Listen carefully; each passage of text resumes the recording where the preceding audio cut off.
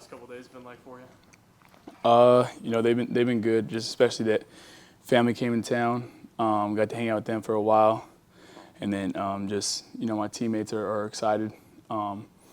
It's the first time I've won a first home opener in Division I college football, so it feels good. But we're on to the next week. Well, that's been made of kind of the edge and confidence you have. You felt that kind of go around to the rest of the team, like Clark has kind of wanted throughout the offseason?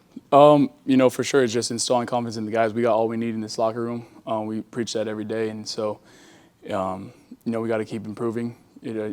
Like Coach Lee said, in the third quarter, we almost lost it. It was self-inflicted, and we need to get better. Any outside people reaching out to you or anything like that since the win?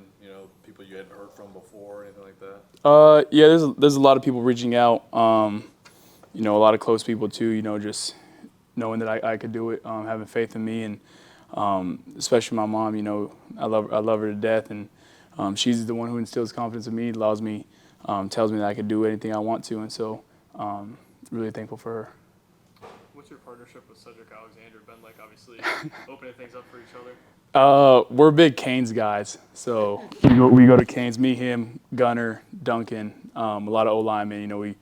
We all go to Canes. We love Canes. A lot of people would die over Canes on this team. So. Why do you like it so much? The sauce. The sauce is different, and then the Bob toast. I might come back about 225. Do they have Canes in New Mexico? They just opened one about like a year ago, so that's my spot when I go home. What about just as you guys looked at the film? Obviously, a game's not perfect, but what did you learn about maybe what this scheme can do against a team like that with that kind of talent? Well, we put the ball on the floor too many times. One costly turnover could have lost us the game, and that falls on me, and I need to get better with ball security. Another thing is that we need to make the clutch play in the clutch moments. And I feel like, that's a self-reflection of me offensively. And then up front, we looked great.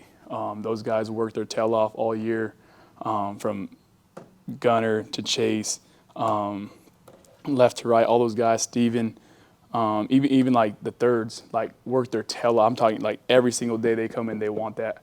And they want to be the best. They want to be on everyone's NFL draft board, and that's what they're here to do. So every 6 a.m. practice, they were there. No matter if it was a practice, a lift, 6 a.m. they were there pushing the sled. So, kudos to them. They're the ones who have this team going.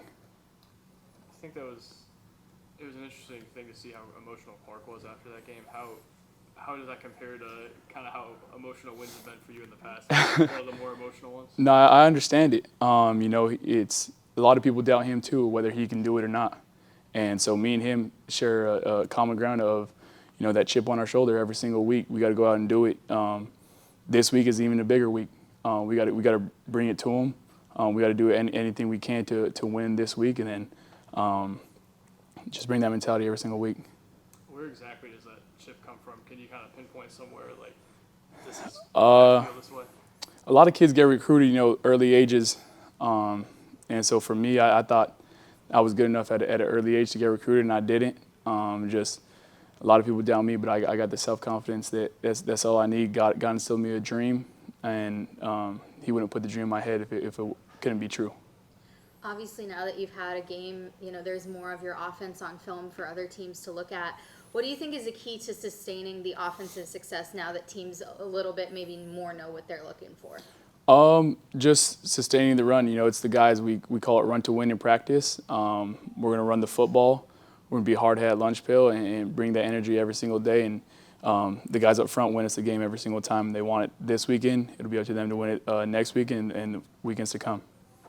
You mentioned on Saturday the tight end usage and maybe wanting to get them more involved. Is that an emphasis point moving forward?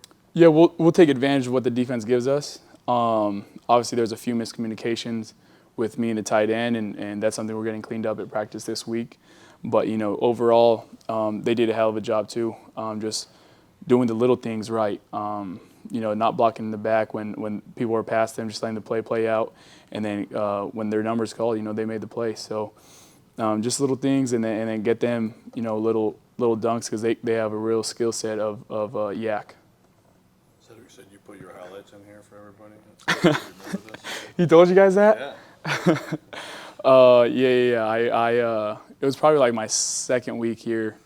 We're having team meetings, and there's a lot of people in here. And I'm a big joke around guy.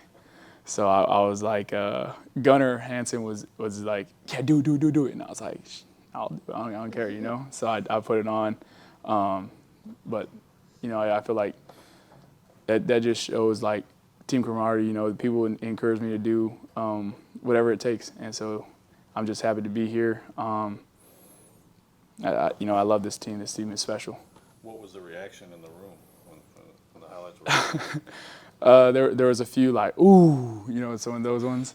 But you know, everyone's in this room is they're like, I'm Gunner's biggest fan. I'm CJ's biggest fan. I'm Kivo's biggest fan. Big Lo's biggest fan. You know, every single guy, like, I'm ride or die for those guys. And so that's how I feel like everyone is for each other, and that's what makes this team go around.